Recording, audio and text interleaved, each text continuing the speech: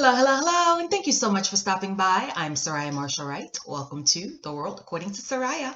For those of you who do not know, I'm an estate planning attorney serving North and South Carolina, and I help families plan for the unexpected and protect their valuables. All right, so I have a personal story to share, and it is actually the perfect example of the pain you can experience when you fail to plan for the unexpected. Just to give you a little bit of a backstory, I'm probably one of the few people in the world who does not know how to ride a bicycle. So I proudly ride a big old green trike, a Schwinn to be exact. Over the weekend, this past Saturday, my son and I were taking a nice bike ride around the neighborhood.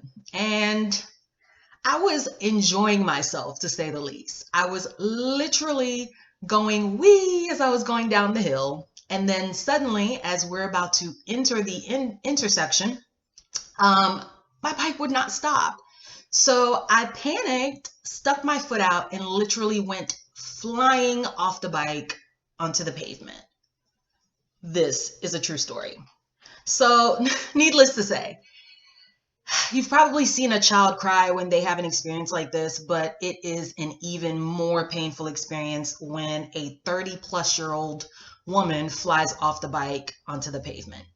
Not only did I scrape my elbows, as I showed you, busted my knee, could not walk very well, bumped my forehead, and had a bit of a purplish bruise there that I've covered up with makeup so you can't see it right now.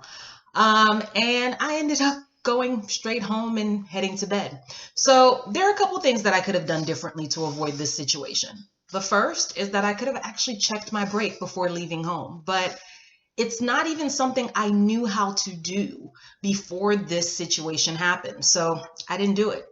I could have been wearing knee pads, elbow pads, a helmet, but I ride a trike and it made me feel comfortable. So I really had no reason to feel like I could ever fall, which is silly, but it's true. So the same is true with estate planning. A lot of people are just strolling through life, feeling comfortable because they have this false sense of security, the extra wheels on the side that they feel will protect them and that nothing will ever happen. And as you could see based on my experience, you never know what's going to happen.